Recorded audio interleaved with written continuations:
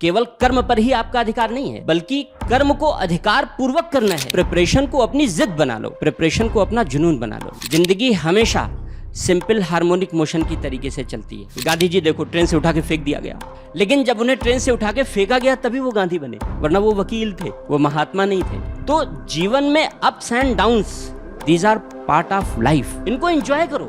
अगर परिस्थितियां नहीं बदल सकते तो मन बदल लो।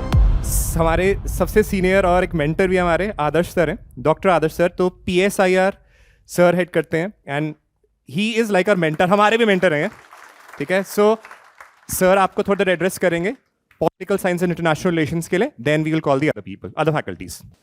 Thank you Harpreet ji, thank you so much. तो मैं बहुत ज़्यादा नहीं बोलूँगा क्योंकि क्लास में हम लोग बहुत ज़्यादा बोलते हैं, इसलिए यहाँ पर आपको अगर कुछ पूछना है तो आप पूछ सकते हैं। लेकिन बहुत सिंपल सी चीज़ है, जैसे अभी हरप्रीत जी ने कहा कि एक लंबी प्रिपरेशन है, लंबी तैयारी है। तो बच्चे पूछते हैं कि सर बोर हो जाते हैं, है ना। तो मैं इस बात का जो जवाब है मैं दूसरे अंदाज में देना चाहूँगा कि ज़िंदगी बहुत खूबसूरत है ना। ज़िंदगी को बोरियत से कभी जीने की ज़रूरत नहीं है। अगर ज़िंदगी से बोर होना शुरू कर दोगे तो फिर ज़िंदगी तो बहुत लंबी है, कैसे जियोगे। इसलिए जिस काम को ठान लेते हो, चाहे जिस काम को ठान लो, अगर अभी इस समय आपने अपने हाथ में जो कर्तव्य रखा है वो आपकी प्रिपरेशन है ना, तो कर्मण्येवाधिकारस्ते, फिर उसको अधिकार पूर्वक कर्म करो। केवल कर्म पर ही आपका अधिकार नहीं है, बल्कि कर्म को अधिकार पूर्वक करना है, अधिकार जताते हुए करना है। जैसे आप अपने पेरेंट्स पर अधिकार रखते हो ना कि नहीं पापा मुझे इस बार लैपटॉप चाहिए, मुझे इस बार फ़ोन चाहिए, वो अधिकार है आपका ना, आप अधिकार जताते हो। तो वैसे ही आपको कर्म को भी अधिकार पूर्वक करना है। और जब आप इस तरीके से कर्म को अधिकार पूर्वक करोगे तो वो आपकी जिद होगी, और जहाँ जिद है वहाँ पैशन है, वहाँ जुनून है, और जहाँ जुनून है वहाँ बोरियत का प्रश्न ही नहीं उत्पन्न होता। तो बच्चों, मैं आपको यही सजेस्ट करूँगा कि अगर आप प्रिपरेशन करना चाह रहे हो तो प्रिपरेशन को अपनी जिद बना लो, प्रिपरेशन को अपना जुनून बना लो, नंबर 1 बात। दूसरी बात, हाँ अगर लगता है कि नहीं करना है तो फिर छोड़ दो, कुछ दूसरा करो। लेकिन अगर करना है तो जिद और जुनून से करना है, एक बात। दूसरी बात, कोई भी काम करोगे, हर काम में अप्स एंड डाउन, बोरियत क्यों होती है? आपके लाइफ में अप्स एंड डाउन्स आते हैं। जिंदगी हमेशा सिंपल हार्मोनिक मोशन की तरीके से चलती है, लाइक सिंपल हार्मोनिक मोशन। वो कभी स्ट्रेट लाइन में नहीं चलती, वो कभी 45 डिग्री के एंगल पे नहीं चलती, किसी की नहीं चलती, किसी की नहीं चलती। आप जो हमारे पुराने चिंतक हैं, आप सुकरात देख लो, जहर का प्याला दे दिया गया।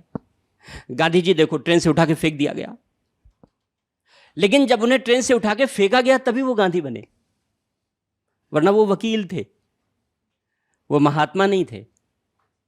तो जीवन में ups and downs, these are part of life. ये पार्ट्स ऑफ लाइफ हैं, इनको एंजॉय करो, एंजॉय करना सीखो। कैसे करोगे? मन के हालात। अगर परिस्थितियां नहीं बदल सकते तो मन बदल लो। परिस्थितियों पर तुम्हारा वश है क्या? नहीं है। क्या तुम परिस्थितियां बदल सकते हो? नहीं बदल सकते। तो काहे की चिंता भाई, मन बदल लो, ये तो कर सकते हो ना, ये तुम्हारे हाथ में है।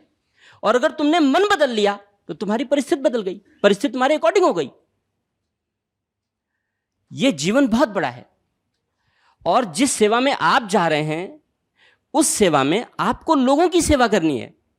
और जब आप इस तरीके से थॉट प्रोसेस रखोगे कि जिंदगी में बोरियत हो रही है, तो फिर आपको सेवा की जरूरत पड़ेगी।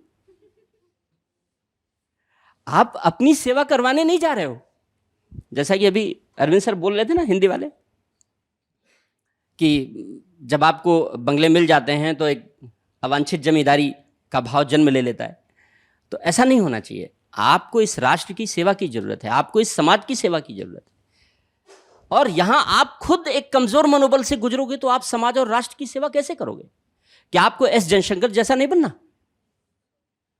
क्या आपको विनय क्वात्रा जैसा नहीं बनना? क्या आपको अमिताभ कांत जैसा जो G20 के शेरपा थे नहीं बनना? बनना या नहीं बनना? यस और नो?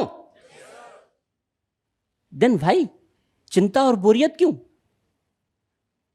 बच्चों, चिंता और बोरियत केवल उनके मस्तिष्क में होती है जिनके पास टारगेट नहीं होता, जिनके पास गोल नहीं होता।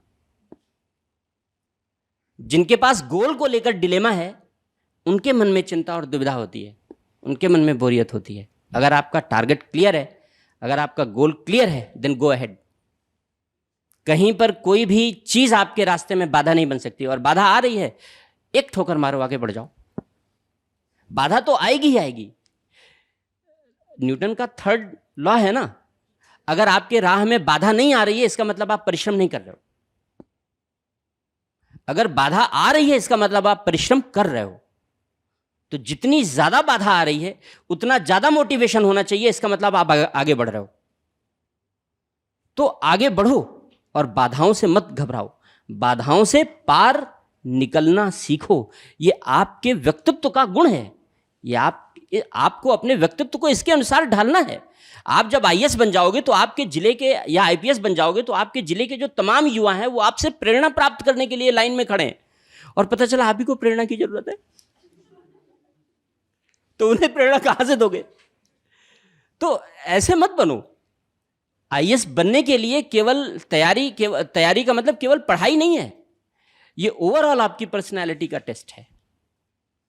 हमें एक दबंग विदेश सचिव चाहिए, हमें एक दबंग गृह सचिव चाहिए, हमें एक दबंग कैबिनेट सेक्रेटरी चाहिए, हमें एक दबंग मुख्य सचिव चाहिए। क्यों? क्योंकि पॉलिटिक्स में डिक्लाइन आया है। इसलिए जो देश की बैकबोन है वो आप लोग हैं, इस देश के सिविल सर्वेंट हैं। आप ही के भरोसे ये देश आगे बढ़ेगा, और आप ही अगर अच्छी सेवा नहीं करेंगे तो ये देश पतन की ओर चला जाएगा। रोम, लोग कहते हैं ना कि रोम सबसे शक्तिशाली साम्राज्य था। तमाम लोग नेताओं और राजाओं का उदाहरण देते हैं ना, रोम के शक्तिशाली बनने के पीछे की कहानी वो नौकरशाही की कहानी है, वो ब्यूरोक्रेसी की कहानी है। अगर ब्यूरोक्रेसी ने राजा को सपोर्ट नहीं किया होता तो रोम सबसे शक्तिशाली साम्राज्य नहीं होता। और अगर ब्यूरोक्रेसी निरंकुश होकर आतताई नहीं बनी होती तो रोम का पतन नहीं हुआ होता। तो रोम के निर्माण और रोम के पतन के पीछे की कहानी राजाओं की कहानी नहीं है, वो पर्दे के पीछे की कहानी ब्यूरोक्रेसी की कहानी है। ये ब्यूरोक्रेसी के अंदर छिपी हुई ताकत है। अगर आप इस ताकत को एंजॉय करना चाहते हैं और इस देश को रोम की तरीके से शक्तिशाली बनाना चाहते हैं, या कौटिल्यकालीन मौर्यकालीन व्यवस्था की तरीके से एक शक्तिशाली साम्राज्य देना चाहते हैं, साम्राज्य ना कहें, एक शक्तिशाली राज्य देना चाहते हैं, तो आपको एक प्रभावशाली व्यक्तित्व का धनी बनना पड़ेगा। और अगर प्रभावशाली व्यक्तित्व का धनी बनना है तो नकारात्मकताओं को दिमाग से निकाल फेंकना पड़ेगा। और वो सिर्फ मन की अवस्थाएं हैं बच्चों, सिर्फ और सिर्फ मन की अवस्था है। मन की अवस्था बदलो, आपकी व्यवस्था बदल जाएगी। इसलिए कभी भी चिंता मत करना, कभी भी परेशान मत होना, बल्कि अपने व्यक्तित्व को इस प्रकार बनाओ कि अगर कोई चिंता और परेशानी में है तो उसके लिए समाधान बनकर खड़े हो सको।